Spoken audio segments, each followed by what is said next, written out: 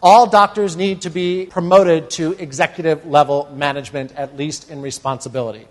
In other words, I think all doctors need to be above reproach at the same level that our managers are to be above reproach. Why? Because even when a manager is managing, it is often the doctor that is the pinpoint of chaos, the pinpoint of activity, the pinpoint of reactions and interactions with people. Everything in a veterinary hospital centers around the doctor as it should.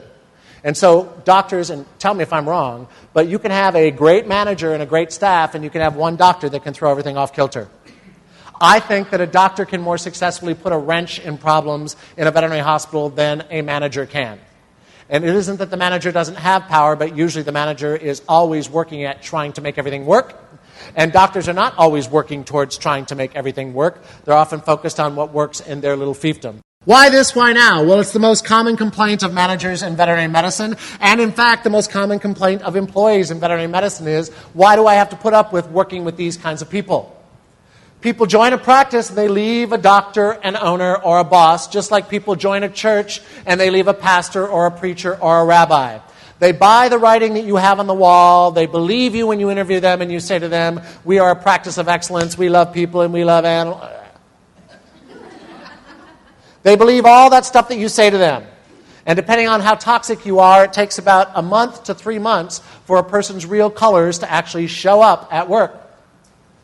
We live in an era of consolidation and collaboration if we are to be successful providers. Just my opinion, but I've been doing this for a while, and I strongly believe that unless you have a boutique or a niche practice, i.e. you're a cat clinic, or you have, high-end something that you offer, or you're a low-cost vaccination clinic, or an emergency clinic, unless you're a boutique or a niche clinic, the days of one-stop shopping, womb-to-tomb care for multiple species are gone.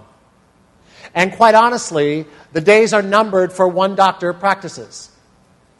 One-doctor practices are going to have a hard time surviving in this economy because clients want more bells and whistles. All of that adds up to the new average practice will be a practice where there's 3, 4, 5 doctors.